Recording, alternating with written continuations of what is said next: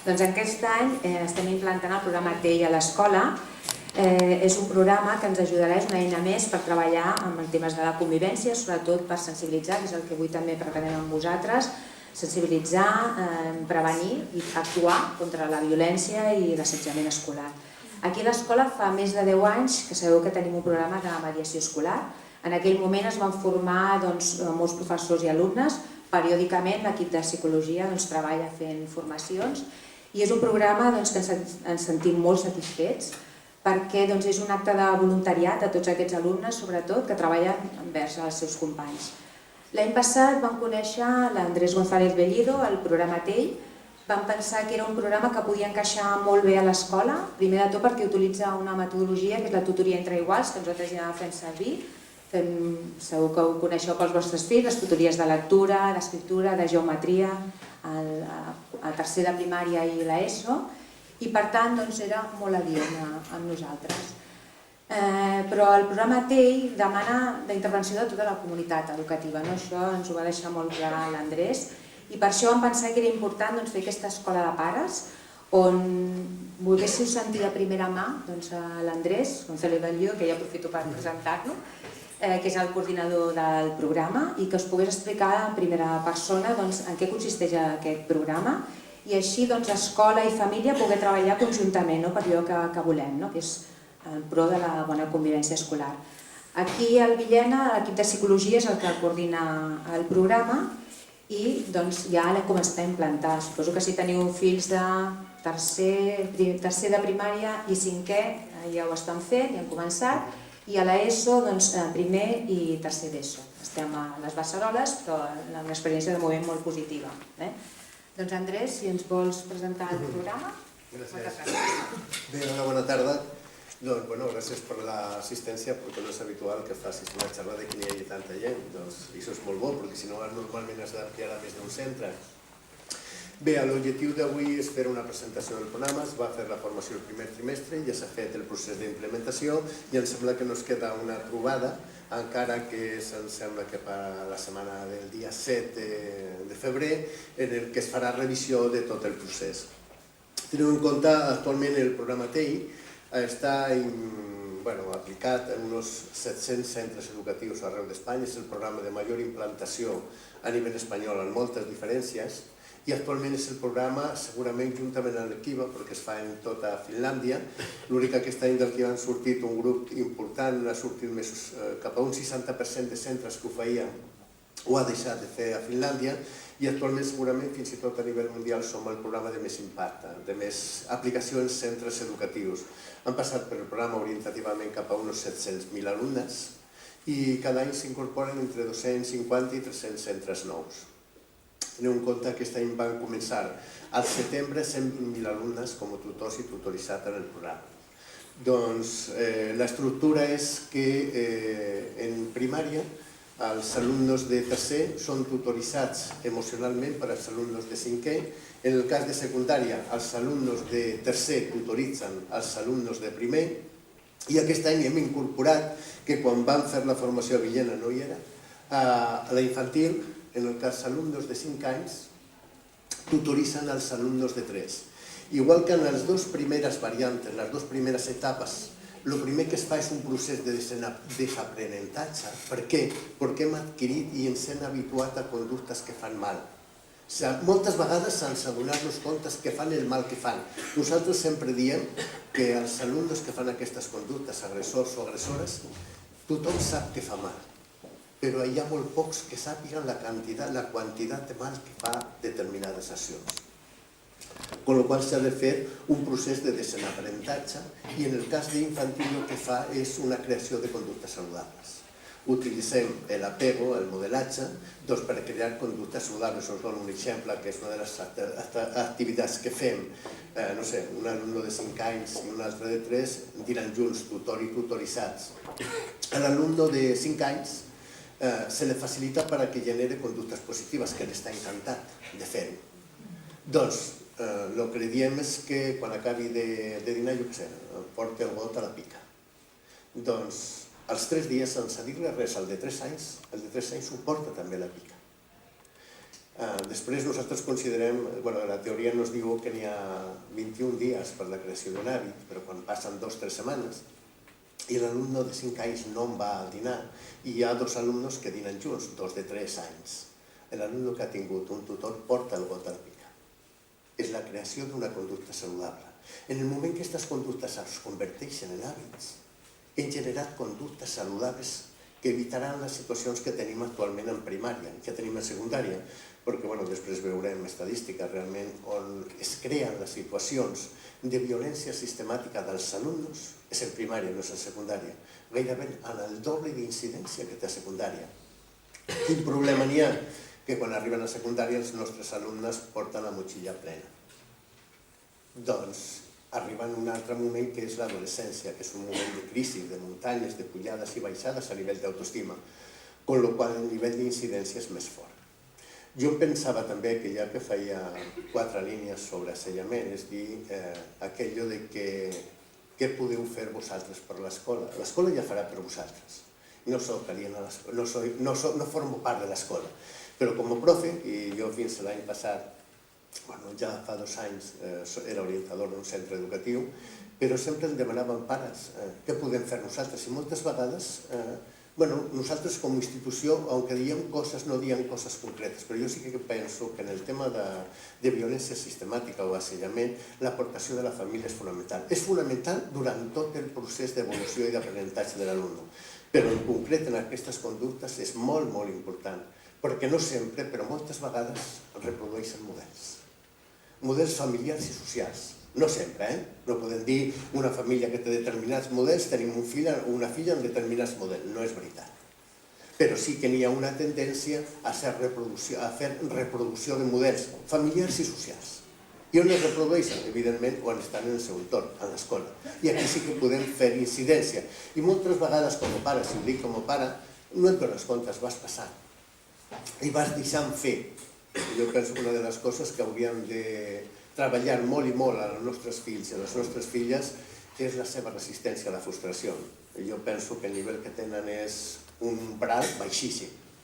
Doncs davant de situació de frustració, normalment la reacció en molts casos és violenta.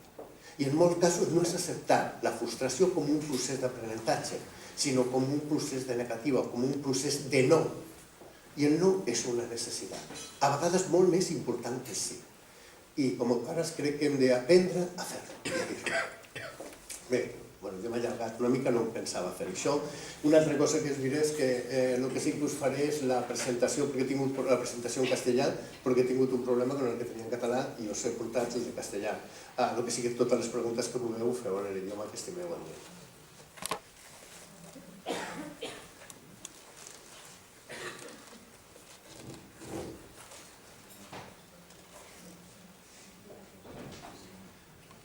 Bé, me col·locaré aquí millor. Jo el que he fet és una definició de bullying o assetjament.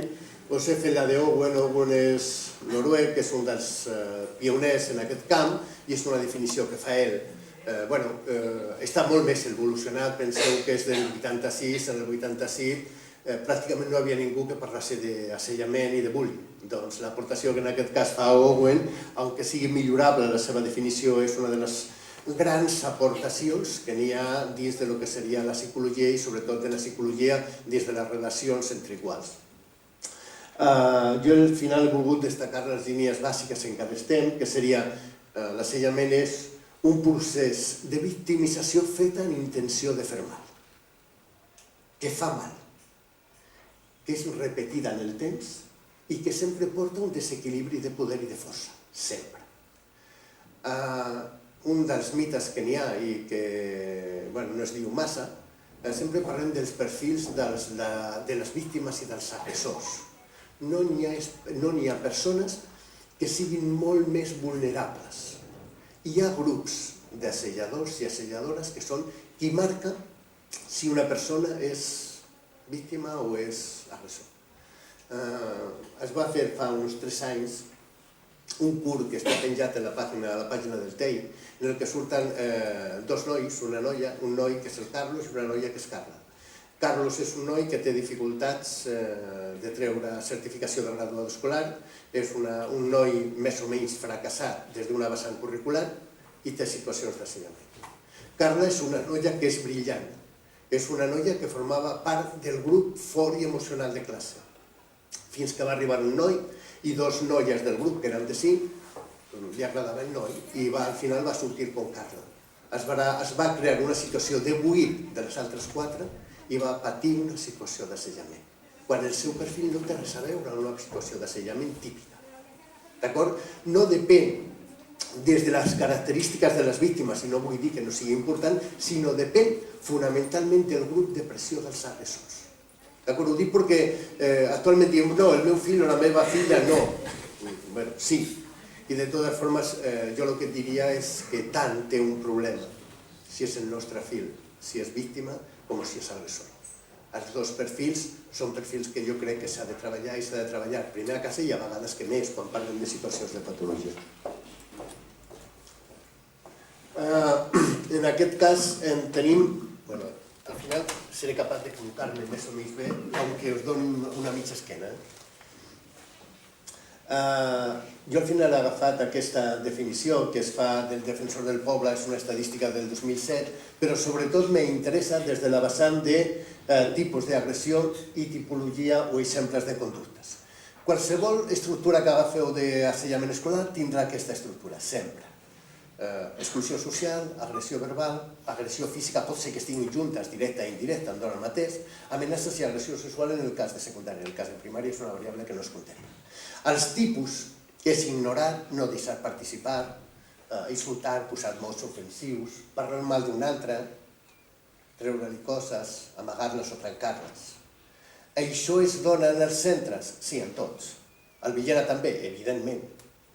No n'hi ha, jo us diria, i segurament és un totalitarisme, i en això quan fas sempre hi ha un risc d'equivocació massa alt, però jo us diria que no n'hi ha cap centre, en cap lloc que no n'hi hagi situació d'assetjament.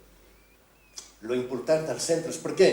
Perquè l'assetjament es dona en la convivència. Tindríem els 4 nivells, tindríem convivència, conflicte, violència i assetjament com a violència sistemàtica. D'acord? Doncs la convivència és una necessitat, no tindríem nens. El conflicte va inherent a la situació de convivència. Que tenim una bona resolució de conflicte és una oportunitat de millora que no es torni a donar. Què hauríem de treballar? Sobre la convivència i el conflicte. Si això es soluciona pacíficament o en diàleg, no n'hi ha violència. I si aquesta violència no és sistemàtica, no n'hi ha assetjament. Con la qual cosa, els dos primers nivells, conflicte, convivència i conflicte, són inherents a la condició escolar i a la condició humana. D'acord? Per tant, ignorar, no deixar participar, el que són de baixa intensitat, és inherent a les relacions. El tema és com solucionem aquests conflictes. D'acord? Això és assetjament? No, quan és de forma puntual. No, quan es fa, no sé, de forma totalment puntual, no sobre la mateixa persona, etc. Quan és quan es dona una situació d'assetjament? Quan és sistemàtic i es dona sobre la mateixa persona. Hi ha una cosa que és molt important, que són les diferències de poder. Dos alumnes a l'hora del pati estan jugant a futbol i s'acaben donant de bufetades perquè és penal o perquè no és penal.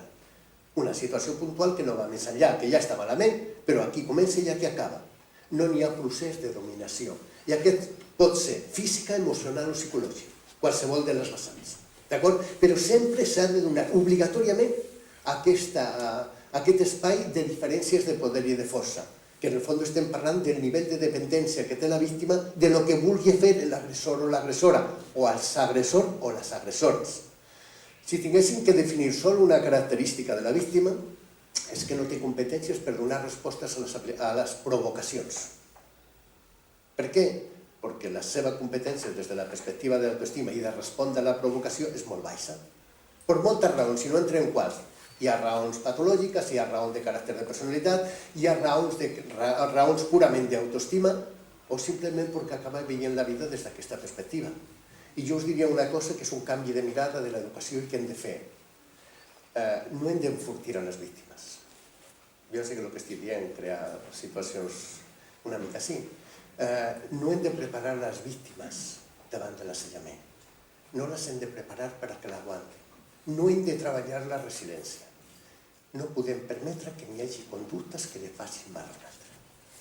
I jo crec que durant molt de temps, desgraciadament, el sistema educatiu, i actualment, desgraciadament, se sigue fent de forma equivocada. Que és dient aquello de quan vegis que n'hi ha problemes no en vagis. És que no et queixes massa, és que no eres un ploramiques, és que sempre en fiques en tots els puestos. No, és que no pot ser que n'hi hagi conductes que li fan mal a un altre simplement per divertir-se. Ningú ha d'aguantar res respecte a un altre.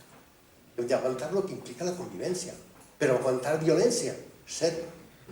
I hauríem d'incidir sempre, sempre, sobre les conductes agressores, no sobre les persones, que és un altre dels paràmetres. Hem d'incidir sobre les conductes, perquè en un moment aquestes conductes estan generades per Maria o per Pere, que són agressors, però el dia que venen dels espectadors, o fins i tot el dia que venen de les víctimes, que és possible que vinguin, no podrem intervenir. Per tant, no hem d'actuar sobre les persones, sinó sobre les conductes. Evidentment, darrere d'una conducta n'hi ha una persona, i actuarem en la persona que està darrere de la conducta, però no podem lligar les persones a les conductes, sinó les conductes a les persones. És molt important, aun respetant sempre la identitat individual de cadascuna de les persones, perquè hem de tenir molt en compte que els agressors i les agressores són els nostres alumnes i, evidentment, són els vostres fills o els nostres fills. És un dels aspectes que ens costa molt d'entendre. I jo us dic, jo soc psicòleg clínic, igual que he tratat amb agressors i víctimes, amb víctimes cap a uns 50 pacients com a mínim, en agressors o agressores en 5 o 6 només. Però a nivell d'institucions educatives, simplement perquè els agressors i agressores des d'una perspectiva familiar, des d'una perspectiva personal, consideren que no necessiten ajuda, perquè són els que manen. No entrem en aquest tema perquè és més complicat, no? Però en el cas de les víctimes sí que es donen compte d'aquesta situació. I jo us puc dir que les primeres vegades que parles als pares o a les mares de que té un fill que li dius que és possible que tingui conductes agressores, el primer que et diuen és que això és possible. A casa es porta molt bé, a casa fa les coses molt bé, és un alumne molt maco, i no dic que no sigui veritat. Jo no m'ho crec, però segurament no dic que no sigui veritat, perquè quan comences a parlar de temes molt bàsics, aquello de que qui agafa el mando de la televisió quan s'ha de terminar un programa, què passa quan ha de fer coses i no les fa, què passa quan vol demanar alguna cosa i no li dones, al final és el que se va a l'habitació, el que dona un portazo, el que t'envia la merda. Baixa intensitat, no importa. No podem permetre que n'hi hagi la baixa intensitat als primers. Ja no des de la perspectiva d'alumnes, que tampoc, sinó des de la perspectiva purament familiar. Jo me'n recordaré sempre, i és d'aquestes coses que t'impacten, no? Una de les sessions va venir una mare i van explicar un fet que havia ocorregut en un nano de 6 anys, em sembla. No, de 5 anys, estava en parvulari. I quan va sortir, és aquello que la mare surt, el nen ve corrent, la mare s'aixeca una mica per agafar-lo i el que li fa és escopir-lo, a la cara. La mare el que fa és treure el que l'havia escopit i dir quines coses té el Pere. Eso ha d'haver conseqüències sempre. Que no tenen per què ser immediates? Jo crec que sí. No sé quals, perquè la primera que te surt és violenta. I jo penso que és algo que no em toca. No, però és que em surt. O sigui, jo no sé, a mi amb el fill, i és que, igual que li ha sortit això, a mi pot sortir donar-li un azote i ja està. Doncs no parlo d'unes altres violències, però sí que això no podem permetre que passi. I que quedi com si és algo que està dins de la normalitat. Perquè això que per mi em sembla gravíssim, per ella segurament no, però és que abans d'això segurament hi hauria hagut moltes més coses que s'havien permès. És el concepte de límits. Els límits han d'existir per el bé dels nostres fills, per el bé de la relació familiar, perquè si no el que estem creant són persones amb una resistència o capacitat de frustració pràcticament nul·la. I quan es trobin a nivell social davant d'aquestes situacions no serà tan fàcil, perquè no tindran a tu que l'estimes, tindran un altre o unes altres, que les situacions seran molt diferents.